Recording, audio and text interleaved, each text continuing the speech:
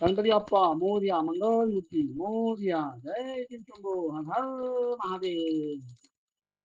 श्री लक्ष्मी व्रताची कथा, गुरुवारची कहाणी. ऐका ऐका भाविक भक्तजनो, श्री लक्ष्मीची कथा, गुरुवारची कहाणी. ही कहाणी ऐकून काय होते? दुःखद येते, दूर होते. श्री लक्ष्मीची कृपा होते, धन दौलत प्राप्त होते, दीर्घायुष्य सुख होते, मनाची इच्छा पूर्ण होते. श्री लक्ष्मीची नावे आणि रूपे अनेक आहेत. कैलासातील पार्वती, शिरावतीमध्ये सिंधू कन्या, स्वर्गातील श्री श्री महालक्ष्मी, भूलोकावरील लक्ष्मी, ब्रह्मलोकीची सावित्री, गोलोकातील राधिका, वृंदावनातील आशेश्वरी, चंद्रवनातील चंद्रा, चंपकवनातील विरजा, पद्मवनातील पद्मावती, मालतीवनातील मालती, कुंदवनातील कुंदवती, केतकीवनातील सुशिला, कंदपालातील कंदपाला, राजगृहातील राजलक्ष्मी आणि घराघरातील गुरुलक्ष्मी अशा विविध रूपाने आणि नावांनी लक्ष्मीदेवी प्रसिद्ध आहे. अशा अशी लक्ष्मी देवीची आहे ही कहाणी. द्वापर युगातील सौराष्ट्र देशातील तिथे भद्रशवा नावाचा एक राजा राज्य करत होता. तो पराक्रमी होता. 4 वेद, 6 शास्त्रे, 18 पुराणे याचे त्याला ज्ञान होते. त्याच्या राणीचे नाव सुलोचंद्रिका. ती होती देखणे सुलक्षणी पतिव्रता. त्या राजराणीला होती 8 मुले, 7 मुलगे आणि 1 मुलगी. त्या मुलीचे नाव होते श्यामबाला. एकदा अशी लक्ष्मी देवीच्या मनात आले की आपण त्या राजाच्या राजगृहात राहावे, म्हणजे राजा प्रजेला अधिक सुख देईल. गरीबाकडे राहिलं तर तोच सारी संपत्ती खाऊन टाकेल. म्हणून तिने काय केले? रुद्र ब्राह्मण स्त्रीचे रूप घेतले. हातात काठी टेकीत टेकीत ती सुरचंद्रिका राणीच्या महालाच्या दारात उभी राहिली. तिला बघून एक दासी पुढे आली. तिने त्या म्हातारीची चौकशी केली. तिचे नाव, तिच्या नवऱ्याचे नाव, राहण्याचे ठिकाण वगैरे माहिती विचारली. वृद्ध स्त्रीचे रूप घेतलेली लक्ष्मीमाता म्हणाली, माझे नाव कमला, माझ्या पतीचे नाव भुवनेश, द्वारकेला आम्ही राहतो. तुमची राणी पूर्वजन्मी एका वेश्याची पत्नी होती. तो वेश्या फार दरिद्री होता. रोज भांडणे होत असत. नवरा तिला मारझोड करी. त्या त्यासाठी कंटाळली आणि घर सोडून निघाली. नाना मला उपाशी भटकू लागली. तिची ती दशा बघून मला तिची दया आली. धन संपत्ती देणाऱ्या लक्ष्मीची मी तिला महती सांगितली. माझ्या उपदेशामुळे तिने लक्ष्मीवत केले. श्री लक्ष्मीदेवी प्रसन्न झाली. त्यामुळे त्यांचे दारिद्र्य संपले. संपत्तीने घर भरले. आनंद झाला. पुढे ती दोघे निधन पावली. लक्ष्मीवत केल्यामुळे ती दोघे लक्ष्मी लोकात वैभवात राहिली. जितकी वर्षे लक्ष्मीवत केले तितकी 1000 वर्षे त्यांना सुखभोग मिळाला. आता तर त्यांना राजकुमार जन्म लाभलेला आहे. परंतु त्या राणीला लक्ष्मीवताचा विसर पडला. ती आठवण करून देण्यासाठी मी मुद्दाम इथे आले. ते ऐकून त्या दासीने तिला लक्ष्मीवताची माहिती विचारली, पूजाविधी विचारला. वृद्ध लक्ष्मीने तिला लक्ष्मीवताची माहिती व महती सांगितली. मग ती दासी त्या वृद्ध स्त्रीचे रूपकार मांडून तिचा निरोप राणीला सांगण्यासाठी गेली. राजवैभवात लोळणाऱ्या राणीला आपल्या ऐश्वर्याचा फारच गर्व झाला होता. ती उन्मत्त झाली होती. म्हातारीचा निरोप ऐकून ती तावातावाने आली आणि त्या वृद्ध ब्राह्मण स्त्रीला फटकळपणाने खूप बोलली, धक्काबुक्की केली. ती वृद्ध स्त्री म्हणजे प्रत्यक्ष लक्ष्मीच होती. हे काही राणीला कळले नाही. राणीचा उद्धटपणा बघून तिने राणीचा उद्धटपणा बघून लक्ष्मीने तिथे न राहता स्वस्थानी जाण्याचे ठरविले. ती तिथून निघाली. थोड्याच अंतरावर तिला श्यामबाला भेटली. तिला सगळी हकीकत कळली. तिने त्या वृद्ध स्त्रीची क्षमा मागितली. तेव्हा लक्ष्मीला तिची दया आली. तिने श्यामबालीला लक्ष्मीवताची माहिती सांगितली. तो दिवस म्हणजे मार्गशीर्ष महिन्यातला पहिला गुरुवार होता. श्यामबालीने भावभक्तीने लक्ष्मीवत केले. त्यामुळे सिद्धेश्वर नावाच्या एका राजाच्या मालाधर नावाच्या राजपुताशी तिचा विवाह झाला. सर्व वैभव मिळाले. ती आपल्या पतीसह ती आपल्या पतीसह राजमहलात नांदू लागली. इकडे लक्ष्मीचा कोप झाल्याने राजा भद्रशवा व राणा सुचंद्रिका यांचे राज्य गेले. वैभव ऐश्वर्य गेले आणि आणि त्यांची अनन्य दशा झाली. एके दिवशी चंद्रिका आपल्या पतीशी म्हणाली, आपला जावई राजा आहे, खूप श्रीमंत आहे, त्याच्याकडे जा, आपले हाल सांगा, त्याला दया येईल, तो काही संपत्ती.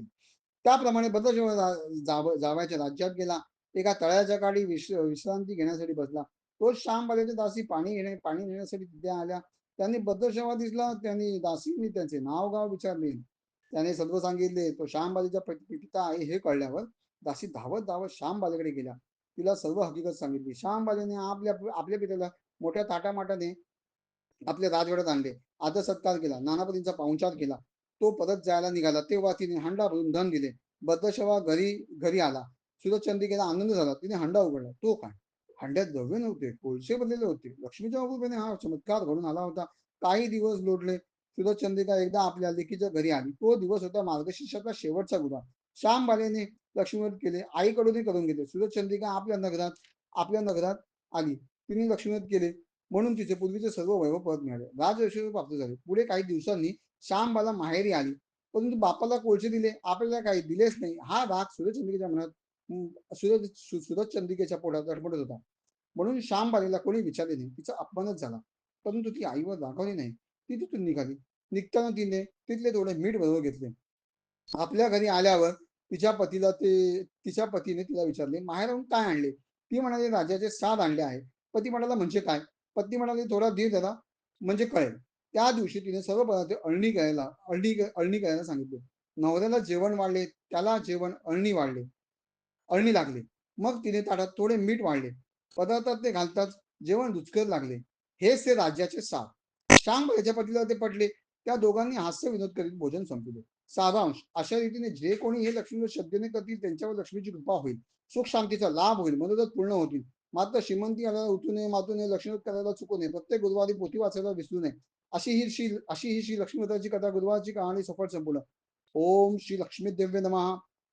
ओम श्री लक्ष्मी देवी नमः. ओम श्री लक्ष्मी देवी नमः. ओम श्री लक्ष्मी देवी नमः. ओम श्री लक्ष्मी देवी नमः. ओम श्री लक्ष्मी देवी नमः. ओम श्री लक्ष्मी देवी नमः. ओम श्री लक्ष्मी देवी नमः. ओम श्री लक्ष्मी देवी नमः. ओम श्री लक्ष्मी देवी नमः. ओम श्री लक्ष्मी देवी नमः. ओम श्री लक्ष्मी देवी नमः.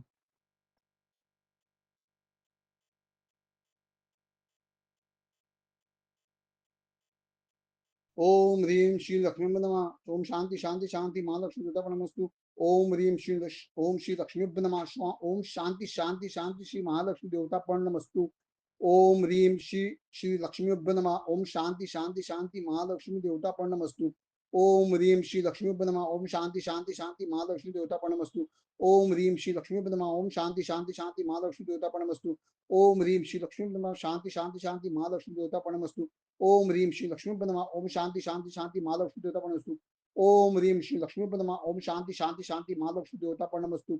ओम ह्रीं श्री लक्ष्मी नमः. ओम शांति शांति शांति महालक्ष्मी देवतापणमस्तु.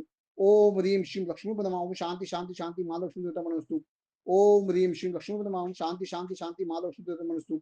ओम ह्रीं श्री लक्ष्मी नमः. ओम शांति शांति महालक्ष्मी देवतापणमस्तु. नमस्कार महामाये जगत माते परात्परे शंकर चक्र गदा असे लक्ष्मी माते नमोस्तुते. आदि नाही अंत नाही आद्यशक्ती खरोखरी विश्वदाते विष्णुकांते लक्ष्मी माते नमोस्तुते. सर्वव्यापी सर्वसाक्षी शुद्ध सत्व स्वरूपिणी सर्वज्ञ सिंधू संपदे लक्ष्मी माते नमोस्तुते. कमले कमल नेत्रे कोमले कमला आसने मंगले मुदिते मुग्धे लक्ष्मी माते नमोस्तुते. शुभ्र वसदारिणी हे गरुड ध्वज भामिनी दिव्य नंगालभूषे लक्ष्मी माते नमोस्तुते. सर्व दुःख हरे देवी भुजंग शयनांगणे भगवती भाग्यदात्री लक्ष्मी माते नमोस्तुते. सिद्धी बुद्धी भक्ती मुक्ती संतती सुख संपदा आयुरारोग्य ही देसी लक्ष्मी माते नमोस्तुते. नमो नमः महालक्ष्मी धन वैभवदायके दैन्य दूर करी माझे प्रातिमिलिंद माधव वाचता एकता भावे नित्य या नमनाष्टका मिच्छिलेले मिळे सारे सत्य श्रद्धाळू भाविका. जय देवी लक्ष्मी माते प्रसन्न होऊन आता वरदे आमाते श्री विष्णुकांते तव विश्वाचे विसत्ता तुझ्याकडे दौलत देशी लक्ष्मी कलिदा तुझ्या जननी तुझ्याशी नाही याची दोन्ही तिरवर वद्धती वस्तक ठेवून तव चरणी कृपा प्रसुदे तुझ्या लाभे सुख शांती चिंता क्लेशही गाते निगती आपत्ती वैभव ऐश्वर्याचे आणि अपार दैव्याचे जे श्रीरामदयाळे सदैव सौख्याचे याच मिलिंद माधव आरती ओवाळी प्रेमे भक्ती लाभे लोकांकन यावी. जय देवी श्री लक्ष्मी माते. ओम श्री लक्ष्मी माते नमः. जय माता दी. गणपती बाप्पा मोरया. जय महाकाल जय महाकाली. ओम नमः शिवाय.